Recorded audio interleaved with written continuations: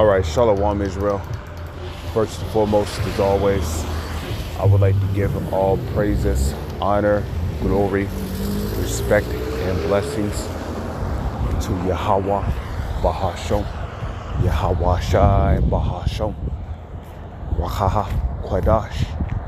Salutations to the Lord's elect on the four corners of the earth.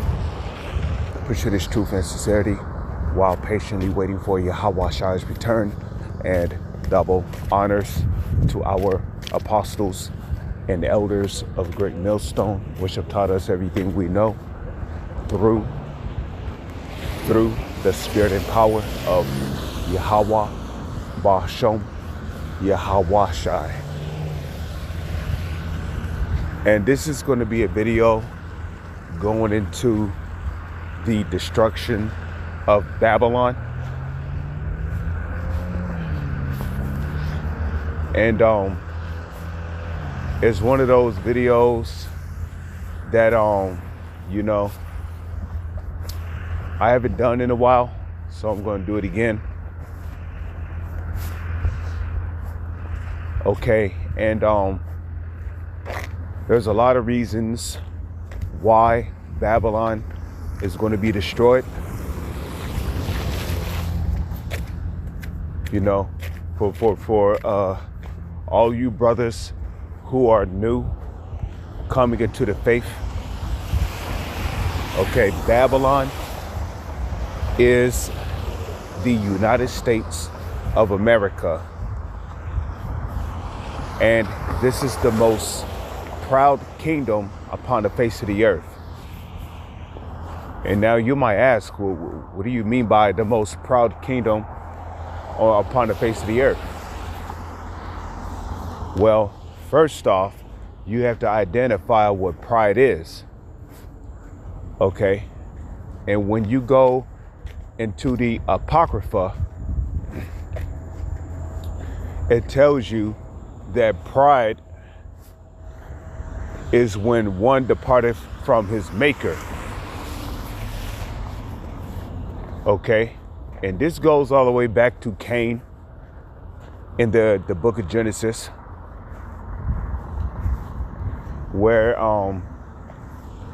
Cain basically wanted to do his own thing. Okay?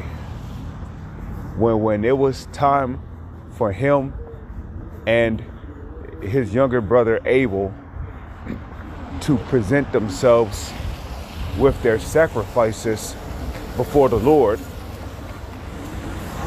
Cain knew what he was supposed to do. He knew he was supposed to bring, you know, he knew what he was supposed to bring to sacrifice before the Lord. But he wanted to do his own thing, you know. He said, I'm gonna do me, right? So the Lord had respected to Abel's sacrifice, but not Cain's.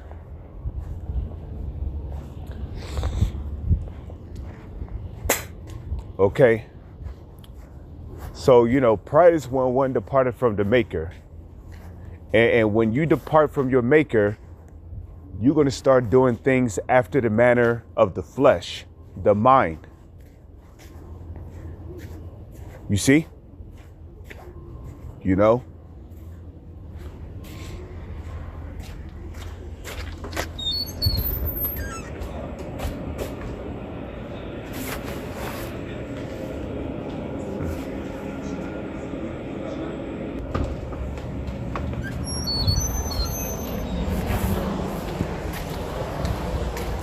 So when you depart from your maker, you start living a life of sin. So pride is when one departs from his maker. And again, when you do that, your life becomes a life of sin. Okay? You know, you start committing sodomy. You start getting tattoos, you start getting dreads, you start eating whatever you want to eat. You start committing adultery.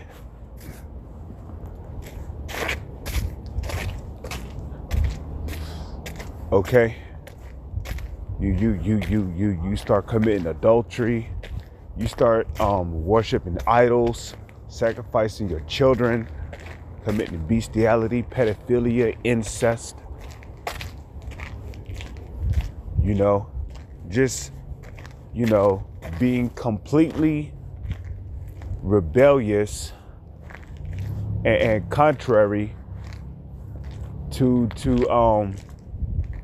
what the Lord said. And when you look at America, you can see that this is a sinful kingdom.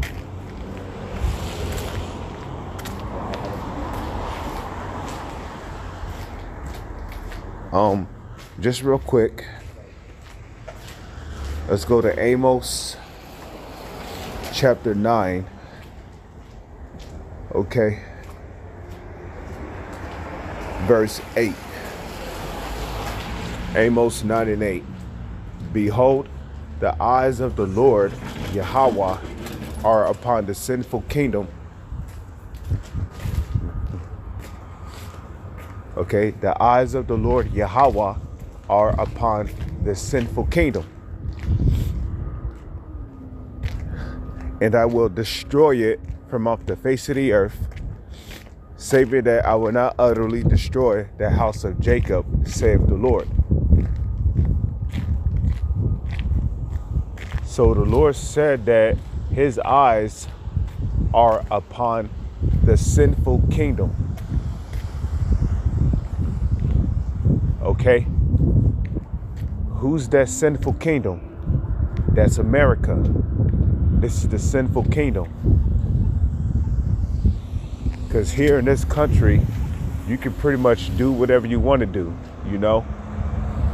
There's no consequences, you know, there's no consequences for committing adultery here in this society. There's no consequences for being a moe, being a transformer, getting your genitals chopped off so that a male can be a female.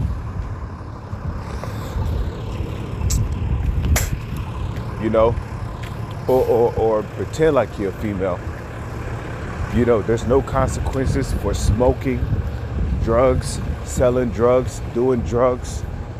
There's no consequences for those things, you know? Because those things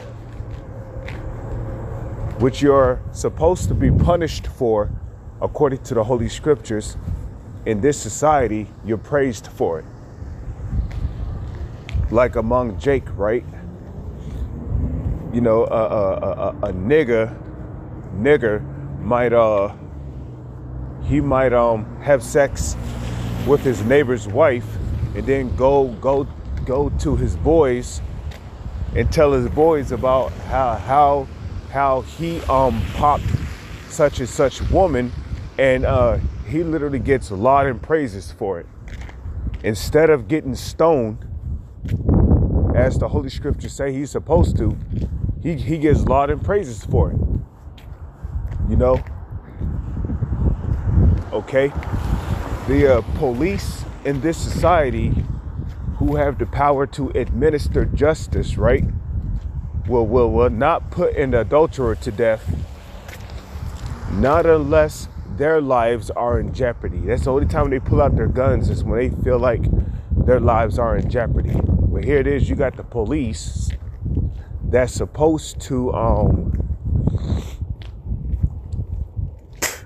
administer justice for injustice. But nah, you know, the police will see an adulterer, you know, just going along about his business and won't even do anything. But then if Jake take matters into his hands and he ends up putting the adulterer and the adulteress to death, he gets thrown under the prison for a righteous act. And Esau will even go as far as saying that you're being charged with second-degree murder. Okay, he calls it murder when the Bible calls it a righteous act. When a man puts the adulterer and his woman that committed adultery against him to death. Esau will call you a murderer, and then he'll throw you in prison for life for taking the lives of two individuals who committed a sin worthy unto death. You know, you might be at work. You got a sodomite making a customer sandwich.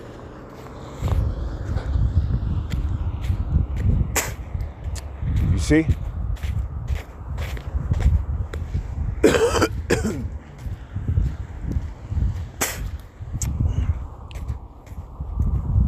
Now, America has, Esau being in power, he has the power to put a sodomite to death, but nah, he ain't gonna do that, So, let's do this. We'll go back here. Okay. And then go to Jeremiah. Okay. The book of Jeremiah. Okay. Chapter 50.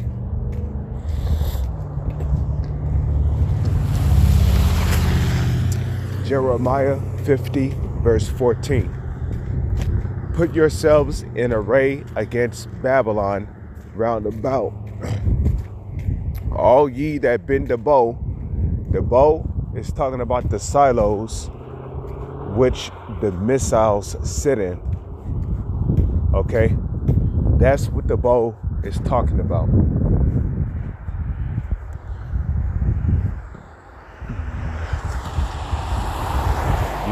The bow is the silos that the missiles sit in.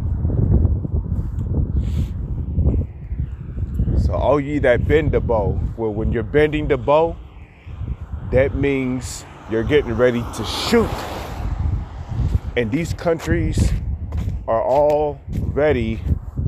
They are ready to shoot missiles on this country. And I speak of Russia, China, North Korea, India, Iran. Every country that has nuclear capability, they are ready to shoot missiles on this place. Because this country goes around causing trouble, disturbing the peace of other countries.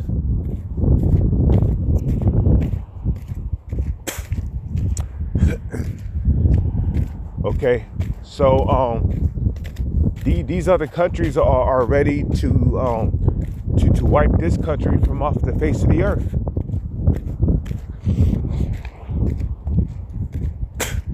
So all ye that bend the bow, shoot at her, spare no arrows. Now, the arrows is a metaphor, a dark saying for intercontinental ballistic missiles, which can carry multiple nuclear warheads. And these countries, according to biblical prophecy, is going to shoot their missiles on this place. That also includes NATO, which is known as the scarlet colored beast with 7 heads and 10 horns, which the 7 heads represent, the seven governments, 7 major governments of NATO. The 10 horns, which are, 10 different cities, which make up the EU, the European Union, or the ECC, which is an acronym for the European Economic Community. And these 10 cities upon the beast is going to shoot their missiles on America, and shall burn her and make her naked, okay, and burn her with fire. Like it tells you in Revelation 17, verse 17. So shoot at her, spare no arrows, for she have sinned against the Lord. You see that? So this whole country is littered with sin. Okay? Look at the chemtrails, the GMO foods, the gene splicing. Okay, children coming up missing and being sold on sex trafficking rings, people coming up missing and being sacrificed to idols, and you don't even hear from these people ever again. So let's go back here, right? The book of Psalms 137, verse 8. It says, O daughter of Babylon, who art to be destroyed. You see? Happy shall he be that rewarded thee as thou hast served us. Because how did this country reward us?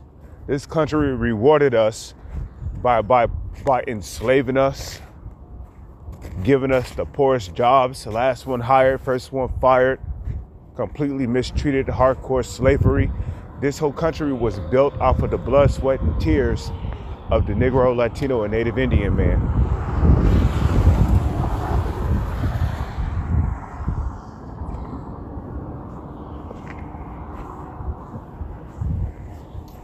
So this country has a lot to pay for. Okay, Galatians 6 and 7. Be not deceived, Yahweh is not mocked. For whatsoever a man soweth, that shall he also reap.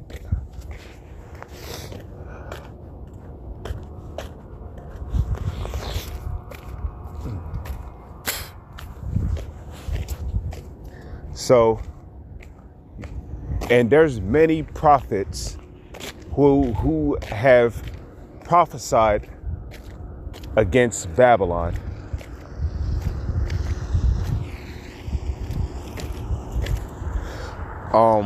Namely, one of them is Isaiah, and Isaiah prophesied a lot against this country. Okay, we start right here, Isaiah 13 verse 19, and Babylon, which is America, the glory of kingdoms, the beauty of the Chaldees' excellency, shall be as when Yahweh overthrew Sodom and Gomorrah. And how did the Heavenly Father overthrow Sodom and Gomorrah? Well, it tells you in the book of Genesis that he rained fire and brimstone on Sodom and Gomorrah. Okay? Now, that fire and brimstone could have came in the form of meteorites. Okay?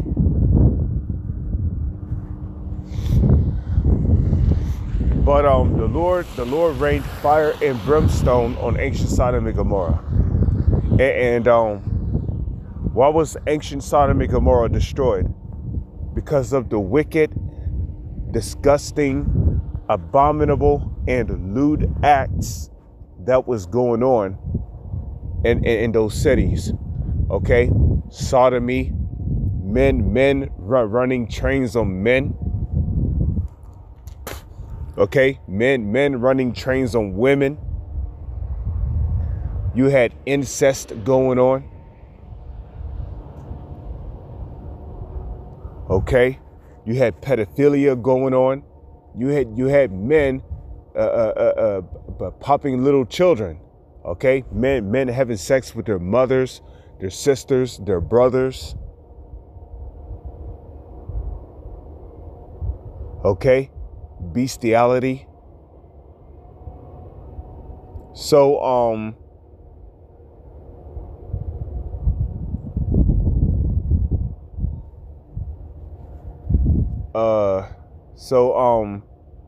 the Lord destroyed that place. And there was only 3 souls that was saved out of Sodom and Gomorrah. Well, I guess I should say 4. There was 4 souls that made it out. Lot, his wife, and his 2 daughters. But his wife ended up looking back, and she got turned into a pillar of salt. So, you know, ultimately, Lot and his 2 daughters ended up making it out of Sodom and Gomorrah completely. It says, "It shall never be inhabited, neither shall it be dwelt there from generation to generation, neither shall the shepherds make their fold there.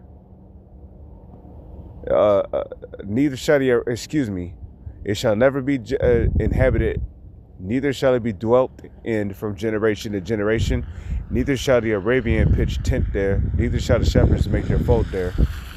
But wild beasts of the desert shall lie there, and their houses shall be full of doleful creatures, and owls shall dwell there, and satyrs shall dance there.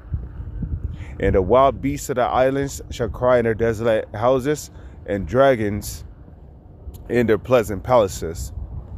And her time is near to come, and her days shall not be prolonged." So, desert-like creatures is described as dwelling over here on the soils of America. And why is that? That's because after the fire and the smoke clear out from the nuclear destruction of this country, this whole place is going to be a huge desert. Like, you know how these Edomites love talking about, you know, sending these different robots to Mars and shit, and oh look, it's a big red desert. Well, it's a big desert, nothing but rocks and dirt everywhere, and well, that's going to be America. This place is going to be all just rocks and dirt. This place is going to be completely desolate. Okay, and literally, America is going to be the biggest forbidden zone on the planet. But I don't want to make this video any longer. With that, I'm gonna say shalom. Is on to the next one.